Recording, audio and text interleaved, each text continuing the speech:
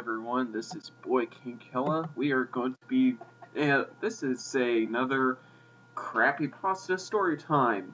We are going to be reading Super Mario Bros. 3 Transfer.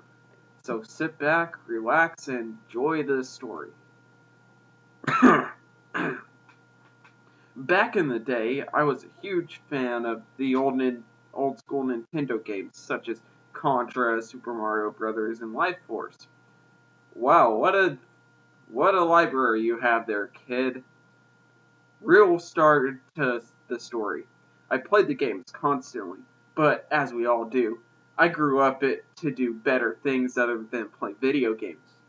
Really? Yeah, you might want to, check the current year because I would like to inform you that there is actually things that you can play video games for, MLG. Ugh. But anyway, one spring morning, I see what you did there, morning, in 2011, I decided that I wanted to relive my childhood by bringing up my old Nintendo system from my basement. This turned out to be a bad idea. I'm sure you're going to explain why in this next sentence or two. It was too dark down there. Oh no! Shoot magic missile at the darkness! And I was tired, so I just went to bed. Wow, this is an exciting story, isn't it? Deciding that I would play it tomorrow. I woke up the next morning and went to find nearly a foot of water in my basement. Oh no! I looked outside and there was dirt everywhere. There's always dirt outside, you moron. I turned the TV on and the newscasters were saying that this was the storm of the century. Wait, did you walk upstairs, turn the TV on, and hear that? Or was there a TV downstairs that just happened to be in the water? Because if that's the case, you might have gotten electrocuted, you dumb fuck. Rain had poured all night. I then went to my drain in the basement. You went in the basement, you moron! You went to the drain in your basement where you were already in, and you drained all the water from your basementception. After that annoyance was over, I searched for my Nintendo. I eventually found it, and was fine. Just above where the water was. But the games weren't. They were soaked. Oh no! I dried the games off and went upstairs. I tried the games in my Nintendo. Obviously, they didn't work because of water damage, and I'm a horrible person because I stored the games on the ground instead of on the same shelf that the console was. Obviously, they didn't work. I didn't have much time to play around with them since I had a full-time job. So I called my friend, Ted. Ted was my old college buddy who didn't currently have a job because he was only interested in computer hacking and modding, and was just recently laid off. Well, sucks to be him. I asked him if he could fix my Nintendo games for me. I would. He didn't. There was nothing saying that he could or could not. I would have just bought new ones, but I was saving up to buy a wedding ring to propose to my girlfriend, who is currently out of town. Oh, this is gonna be bad for you. He owed me a favor anyways. He said sure, but he didn't say it normally. It was kind of dark and mumbled. So I hung up the phone and thought nothing of it because I'm a pure dumbass. On the way to work, I dropped by Ted's. He opened the door with colorless eyes and a flushed face. Gee, I can't see anything bad coming from this, you guys. I asked him if he was okay, and he answered with the explanation that he was working on some big project all night to get this high-paying job they recently showed me. What job was it? When? How? Why? I gave him the box of games that include Super Mario Bros. 1 and 3, no 2 I could see, Contra, Life Force, Jaws, and a few others. Oh, he's a badass for owning Jaws. I gotta give this guy that. He said he'd have them done by tomorrow, and he started to turn around and close the door. Before the door was closed all the way, I could have sworn I saw him smirk on the right side of his face. I ignored it and went to work. I picked him up the next day as he gave the box to me. I said, "Thanks for the work." He replied with, "You're welcome," in melodic tone and dark voice, with a small grin. Again, I ignored it like the dumbass I am and drove home to play my functional Nintendo games. It was 7 in the evening and the sun was going down as I plugged in my system. I played most of my games the next few hours, rolling in my old childhood nostalgia. They played perfectly except for the occasional blue screen coming from the bad pin connection in my non-top loader Nintendo. You fucking dumbass, Ryder. They were as fun now as they were back then. It was around midnight when I started to get tired and checked the rest of my games to see if I missed any. Idiot! How could I have missed Super Mario Brothers 3?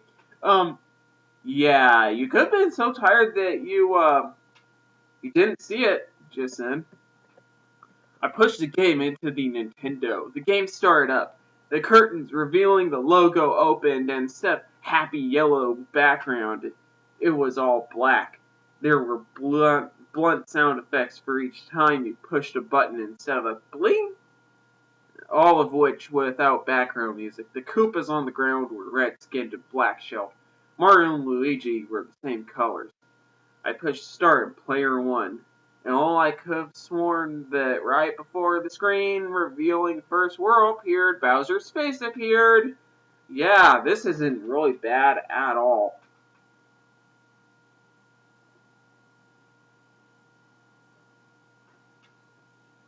On World 1, it wasn't the same. Actually, it looked like World 8. The first level was named You. As I started the level, eerie music that sounds similar to the original music, if it were edited, only it'd be slow and depressing, played. The level itself was a swarm of tanks, like in the original World 8 from the normal game, but it wasn't possible to beat. There was no end. I just played until I died. I can't argue with this guy's logic. I was then forced on to the next level, titled R. As soon as the level opened, you fell in a pit, hearing a faint, heavy scream, 8-bit and all crackly. I then spawned on the world map and realized 6 remaining levels in my 6 remaining lives. There was one of the hands from the original game at the end of the 8 levels, instead of 5 at the middle of the world. As I played the remaining non-winnable levels, I got to the last level with 1 life left. It was called Infected. Wait, the levels had chronological names. It spelled out, "You are cursed, now prepared to be infected."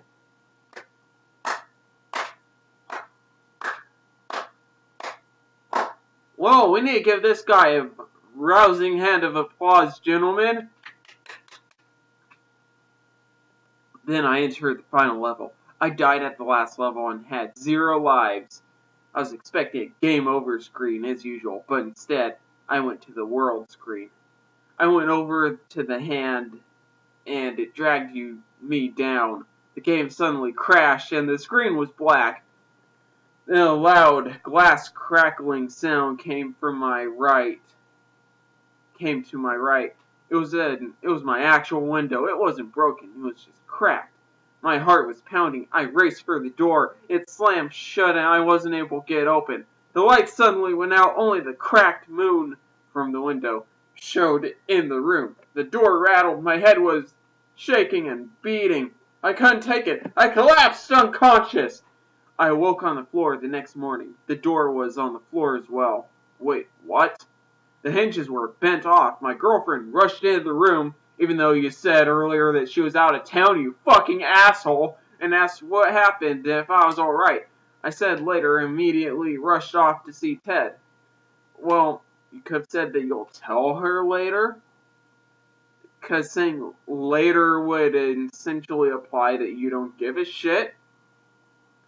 What the hell was his problem? That game. Why? Why would he do this? I reached his house and noticed that it was surrounded with police officers and ambulances.